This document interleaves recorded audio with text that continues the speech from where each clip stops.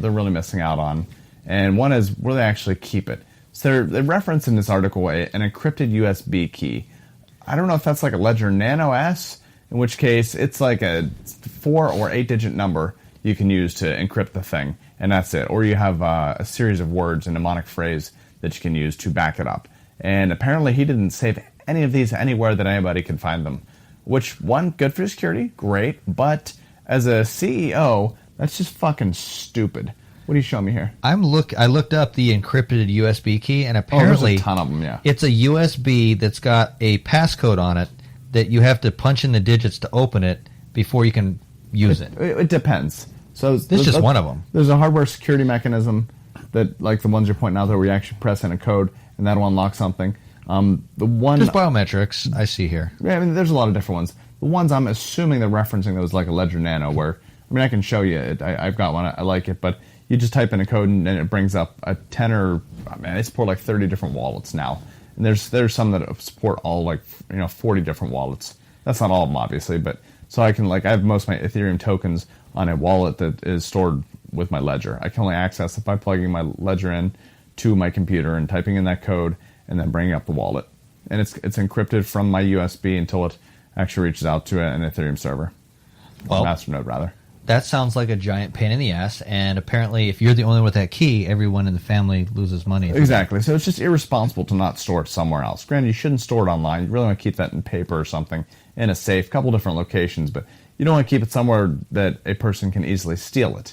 So smart on that front. But as a CEO, you have a fiduciary responsibility to make sure that if you're hit by a gravel truck in 10 minutes after you leave this house, that your entire company isn't wiped out. There's a reason Coca-Cola spends millions of dollars to keep the two guys who hold the recipe completely separate, never flying at the same time.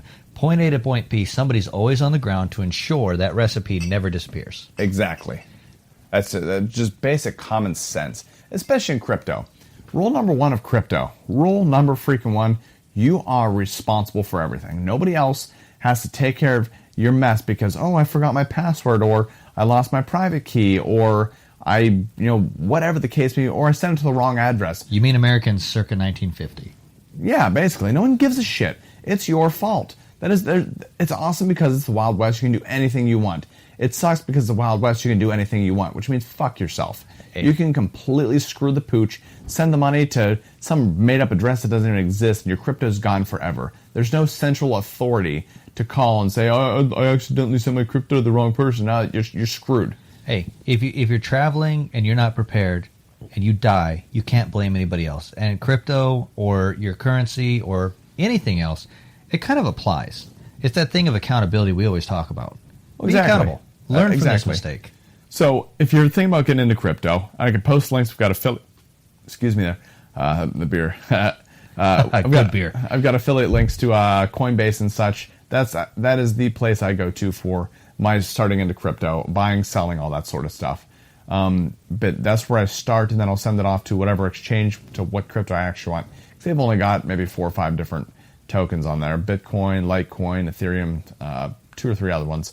And then I'll switch that to the crypto I actually want, and I'll shoot it off to my then Ledger wallet to where it's a lot safer. Nothing's 100% safe, and if I mistype something, it's going to the wrong address, but that crypto's gone forever. It's not like there's an email address attached to somebody's wallet that I can email them, hey man, I accidentally sent $600 to you. Mind sending that back? That sounds like a new business idea for you. It's like a password thing where you save their crypto passwords for them. Well, if I did lose my password, is there a way to recover it? No. I'm screwed. Yeah, you're screwed. Well, then don't be a douche. Write it down in many places. Tattoo it right on your butthole. Well, as long as you don't have a reference to exactly what it's referencing, sure. That makes sense. Yeah. So there's my Ether wallet as well. That's just kind of an open source place. You can print stuff out, or you can write it down, print it out, whatever. And you can read your wallet, or you can send and receive. To read a wallet, so if I found this dude's Ethereum address, I could go and see exactly how much is in it, any transactions in and out of it. So if someone steals your money, you can track that money reasonably well. On the other hand, you can't you still can't force them or even find out who they are to get it back. So you're just kind of shit out of luck. And if at least in Ethereum versus Bitcoin, you could send them a message and say, please email me. I'll give you a cut of the money if you send it back or something. But I will pay you to give me my money back. They have to actually know enough to read that message and bring up that message. So, yeah, it's really not doing any good. That sounds like this is a little bit dangerous, almost as if you just found the niche that's required. People are going to need a bank or a wallet that has the same services as a bank that will help you reset your password. So those do exist. It's like Coinbase. Was Mt. Gox back in the day. They got hacked, and people have been watching that wallet for years. Back they took like $500 million worth of Bitcoin. I want some of that. There's Gemini. There's Bitfinex. That CoinStamp, Bitstamp. There are dozens of these exchanges that will buy and sell crypto for you. So basically, instead of just being a dumbass, I need to find an actual wallet that can help me achieve what I'm looking for. Almost like Google or Apple Pay, where if I make a mistake, I can go in and ask for my password, rather than just keeping my credit card on my phone and letting it get hacked. Right, but I mean, keep in mind though, these people are booked out their mind because everyone's getting into crypto, and the money hasn't flowed enough yet to front load with all the customer support. So they screwed up a transaction for me once, and surprisingly, I actually didn't do anything wrong.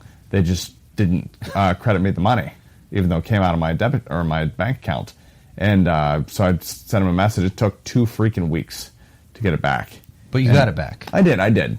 Well, that sucks and sucks. Well, then the market was just going crazy at that point. I was like, son of a bitch, I wanted to make that exchange. And you lost money. Yeah, I lost potential money. Well, they should have given you the potential. I mean, they can't afford to do that. It's a cost of doing business. Well, I don't know. That sounds to me like they were unprepared. And like I said, it sounds like there's a niche that really requires a little bit of oversight to push us through. Well, that niche would require centralization, which goes against the entire premise. You don't have to centralize it. If people want to use you and you're willing to staff enough people, maybe you could do like what a bank does. Hey, it's going to cost you $3 a month. You get 1 million users, $3 million. You hire 100,000 people from Pakistan to say, hello, how can I help you today, sir? My name is Brian. Well, the other side there, I mean, if anyone else gets a hold of your private key, like, you don't know who took your money. They log in, they steal money out of your wallet. You have no idea who took it. So credit card companies have actually given you 20 years of knowledge on this already, that if you were to follow along with a credit card company, you should be able to give receipts to somebody, because the transaction takes a little while. Make the transaction somehow or set it up, and the original person who put it up should get a text message or an email. Okay, so we're talking, that is a potential business idea through Stellar. That is I think at this point is the most well-positioned for that sort of thing. Because they have trust lines and that kind of stuff where you have to, there's other steps you need to validate a transaction. But at that point, you're increasing the drag on money movement there. Well, the money can move in, but there could be an immediate, hey, this got spent. Like if I use my Capital One card, I still make the purchase, right? But I get a text message. So if I didn't spend it, I get a text message immediately. I'm out for a certain amount of money, but I also pay a small amount for insurance. Do we have insurance for crypto yet? Not really.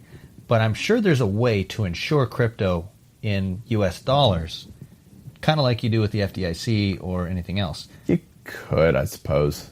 I don't know. That just doesn't make sense to me. I think I just came up with a great idea. Because you can use a regular wallet, and like Jack's wallet is one of my favorites. It's super easy just to send and receive crypto. Or if you wanted to make sure it's safe, kind of put it in your own little safe. That's what the Ledger Nano S is for. Or, well, any of the Ledger products, really. That's for, let me just keep this, and I don't need to touch it or do anything with it. It's just going to stay there in my safe space. So that's what I have my Ledger for. Right on. Well, it makes sense, but it doesn't seem, I mean, you're going to look into it more. I'm going to have to check this out. But this sounds like a pretty simple business idea, because I'm pretty sure that I can set it up where I could say, hey, you use my wallet, I will insure you for $200,000. If you lose your currency or somebody hacks into our system, we will replace up to $200,000 worth of it, just like a bank does. How much are you taking for each transaction then? You got to have some transaction fees to help fund that. Well, a small transaction. I mean, 2% seems to be making the credit cards millions of dollars. Oh, no, 2% of crypto transaction. I mean, God, you'd be filthy rich. Right. So, I mean, 1% would be great, too. But then you're going to have to pay a staff. You're going to have to cover things like credit card company. 2%'s not that bad. Yeah, I mean, you're right. Yeah. And if I'm going to keep a ledger for you and everything else like a bank does, I mean... Well, that's what the blockchain's for, is to keep the ledger for you. Well, kind of like. But when you go to your account, the blockchain's keeping something, but it should be able to line up like you do on your bank statement so it's just online. like software to... Well, okay, so there are actually already websites to do that for you. Right. Well, that's fine. I'm just saying, hey, 2% of the transaction, guess what? This is included. We cover you for a certain amount of loss if you're hacked or fraud. Then we've got the coverage for your transactional history, which is fine. It's included in your transaction fee. That sounds like a great idea. And an annual fee, yeah. I'd like to set an annual fee on there as well. That makes sense. They'll throw in there instead of Ledger Nano and not ever worry about it. Hey, $20 a year would make you a lot of money, millions.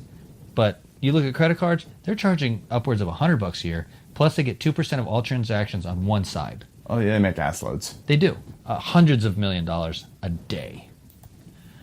I really think that if somebody else isn't ready to do this, we should probably look into this a little bit because there's money to be made. I think a JavaScript developer, if you're a listener and you're a JavaScript developer or know one who's trustworthy and reliable, let's talk. I've been looking into doing something similar to this for years. Let's do some brainstorming and see where it goes. I got the legal background for it. Yes, you do. And a little bit of the mind for how to implement it if I had somebody who could put it into a physical program. Absolutely. A good programmer is tough to find, but if you know one, we're looking. Hey, you know what? You can start off small and then build on. Yeah, I mean, exactly. Well, there's so much open source things to be used. We could just improve it. Yes. And encryption is key. And I got some ideas for encryption. I mean, person to person, there's a million ways to do it. You're better at this than I am, but I've got great ideas. You know how to implement them. You got great ideas. Let's make some money. Speaking of money, though, government is on my shit list again. They're always on someone. They're on everyone's shit list if you're paying attention to life at all. They're always fucking somebody. So, speaking of getting fucked, I'm always on the local liquor commission, and it appears that in Missouri there's another liquor commission that didn't fuck up quite as bad. However, there is a company that's had its liquor license for the better part of several years. There was a miscommunication on what date their stuff was, or paperwork was to be submitted to get it moving to keep their liquor license, because you got to renew these every year. They missed the deadline by a couple of days, so shame on them, but... Oh my God. They got their liquor license completely revoked. There was no, hey, give us an expedition fee. There was no, hey, how about you pay us a small fine? No, they completely shut them down. They literally killed a business.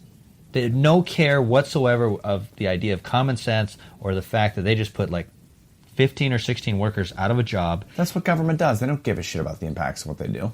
But yet they want all our tax money. Always. That's how else they enforce stupid fucking policies. If they keep a successful business in business and make an extra $1,000 on the side because the business was 5 days late filing, why not? You just ruined like 20 people's lives because of the millennial idea of, I must do like a robot. I will not authorize this bullshit. Look, they don't think of anything. It's just do it. Oh, man.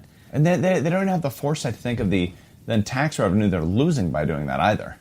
It's just the dumbest shit ever. I mean, you just let the company keep running, it'll keep making money and keep paying you taxes. Instead, let's just kill it, destroy these workers' lives, cut out their tax revenues, then cut out the company's tax revenues and all the extra fees you could have collected. I just feel like they want to get rid of the little guy who's doing well to make room for the big guy who's got the money and willing to spend a butt ton of money to get in business. I mean, 30 years ago, you can get into the alcohol business for like $500 and some equipment. Now, I'm looking at it, in Honolulu, it's $150,000 to get your liquor license because you got to pay Honolulu rent on property. You got to hold that lease for a full 6 months. You got to pay attorneys. You got paperwork to fill out, background checks, and then you got to pay advertising fees. It's $150K by the time you're done with it. It's fucking insane. That is. I mean, they just hate small business. It should, and they shouldn't, because small businesses make up like 80% of all businesses and employment in the nation. And small businesses are usually the ones that aren't the greatest at taxes. They're not the ones you're paying like Facebooks and Googles to just do business in your area. Facebooks and Googles get all the write-offs and don't pay taxes. That's my point. They employ people instead. And they get paid instead with government grants. Yeah, rebates and stuff. Greasing somebody's palm to get like more government money or just like oversight. That asshole from last week who was paid was like $400,000 he paid $4 million for $10 million in contracts. $10 million. Okay, there we go. That's just American contracts. It's not including the Micronesian contracts or the Japanese or anything else. Just incredible. It really is. And as we put in our notes, I mean, how do you really circumvent this? If you don't have the money to do it, the government just doesn't care. Yeah, no, you're screwed. Yeah. I wish there was a way to just build. I mean, honestly, that's my entire goal in life, is to build systems in parallel with government, not to fight government, because you're